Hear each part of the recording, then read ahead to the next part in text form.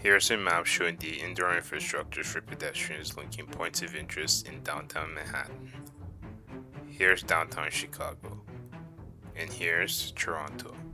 Toronto's System Path is a behemoth of 33 kilometers of tunnels, skywalk, and hallways, linking over 70 buildings.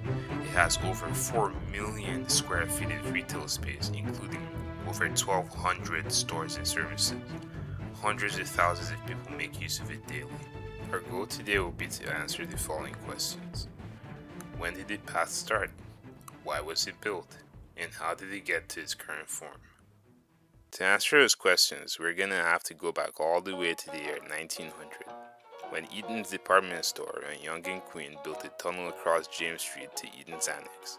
This was probably done to help customers get between the two buildings. Now, if you think about it, about half a century before this, you started having tunnel construction using cut and cover method becoming a big thing. They were doing it for aqueducts and then for trains.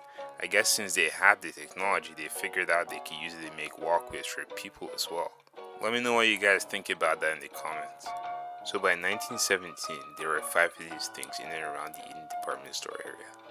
Eaton's department store, which I'll note, is the predecessor to today's Eaton Centre.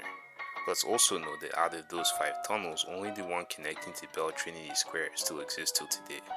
So in the history of the path, some tunnels come and go while others just get renovated, like the ones around Union Station. Because as we know, Union Station is always under construction. Speaking of which, Union opens in 1927, and then the Royal York Hotel, now Fairmont Royal York, opens in 1929, at which point a tunnel linking the two is built. This again makes sense because the former is a train station while the latter is a hotel. Now, what do we know happens in 1929? The Great Depression. The economy takes a hit, they have to halt their tunnel plans, then they go fight in World War II, Canada wins, and they come back and realize, wait, urban infrastructure. Now let's acknowledge one thing. For 50 years since it first started, the path was just a couple of tunnels. I mean, it wasn't anything on the scale of what was to come. The search engine makes it seem like it opened in the year 1900 already made. That's like saying we had metal escalators and inns markets everywhere in the 19th century. No, the major years of growth of the path that got us to where we are today were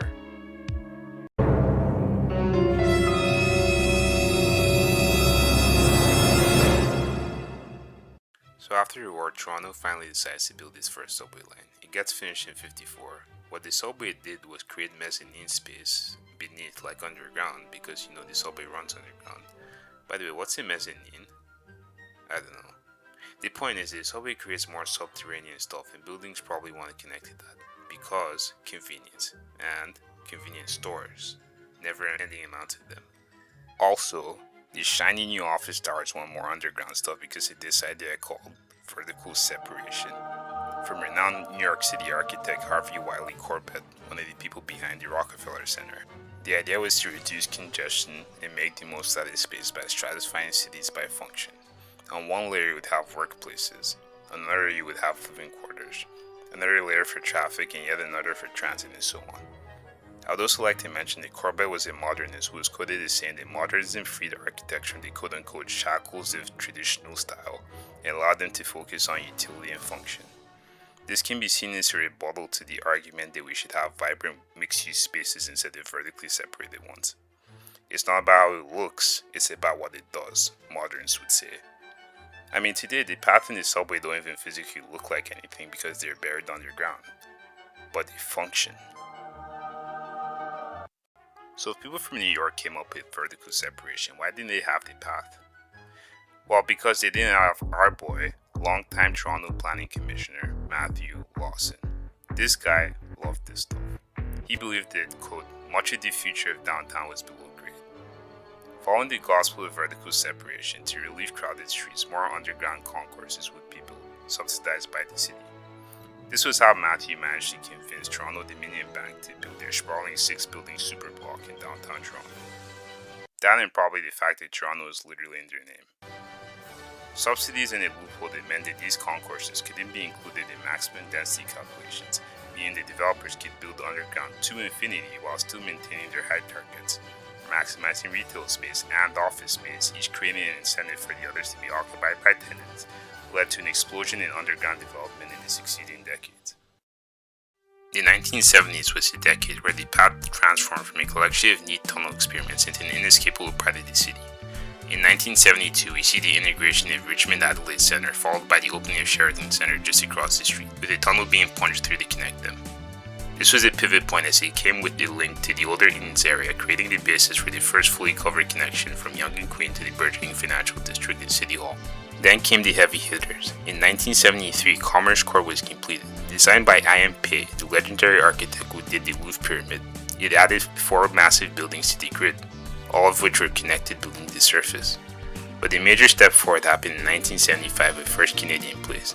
At 72 stories, it was the largest building in the Commonwealth. It didn't just add a couple of hallways, it added a 3-level subterranean shopping mall. Suddenly you weren't just walking through a tunnel, you were browsing for a watch or getting your haircut 20 feet below the sidewalk. By 1976, we got Royal Bank Plaza, a building made of literal gold. It's connected to Union Station in 1978 via a tunnel across Front Street. But wait, something isn't adding up here. Speaking of which, Union opens in 1927, and then the Royal York Hotel, now Fairmont Royal York, opens in 1929, at which point a tunnel linking the two is built. What happened to the Front Street tunnel from 1929? I have no clue. Okay, like I said, some of these old tunnels come and go, especially the ones around Union Station. I think trying to accurately document their lifespans is a lost cause. There's probably a ton of secret passageways that are sealed off or buried or got demolished, so let's move on. First Canadian Place is connected to Toronto Dominion Bank's complex via a tunnel across King Street in 1977, the same year that the department stores on Queen Street West and Yonge finally coalesced into their final form. The colossally massive, 2-city block spanning busiest shopping mall in North America, 195 Millender Street. That's not even a real address. Eaton Centre. But wait, let's think about that for a second. By 1980, with the completion of the Adelaide Street Tunnel, the dream was realized. You could get off your train at Union, walk through a gold-tinted skyscraper, grab a coffee in the basement of the tallest building in the country, and end up at a mall 15 blocks away, all without ever feeling a single snowflake or raindrop. But the momentum didn't stop there. In 1988, Scotia Plaza was complete, carved out in deep red Napoleon granite, its underground level interlocked with those at First Canadian Place in Commerce Court, partially filling in the gap in the eastern side of the core and growing the network along Adelaide Street. Then in 1992, we saw the completion of Brookfield Place, not to be confused with the one in New York, its concourse level providing a more direct connection to Commerce Court from Union Station. That same year, while the core was getting shinier, the path was also growing limbs to the west. With the completion of Metro Hall, the system officially reached across University Avenue. This was a massive shift. It meant the network wasn't just for the finance guys anymore. It was now a direct underground artery for city workers in the theatre district. You could now walk from the edge of Roy Thompson Hall all the way to City Hall without ever seeing a car. Even after a century of digging, the map kept evolving. In 2009, Bay Adelaide Centre opened with its below ground level finally plugging in this annoying hole and opening up more direct routes towards Eaton Centre. But then in the 2010s, the path did something no one expected. It sprung out into the sky and headed for the water. Sky Path. No one called it that. You see, for decades, the Gardiner Expressway was like a concrete wall cutting the city off from the lake.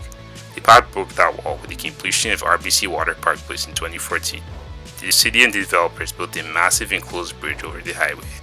The trench was breached, and the path finally stretched all the way down to Queen's Quay at the harbour. The other skywalks are usually left out of telling of the path's history. This one is actually officially called Skywalk. The Union Station UP Express platform is found here, and it connects to the convention center and the stadium. It opened in 1989 primarily for that purpose. This one likely appeared in 1999 with the opening of Scotiabank Arena. It's also not a skywalk, the only walkway in this area of the path not to be one.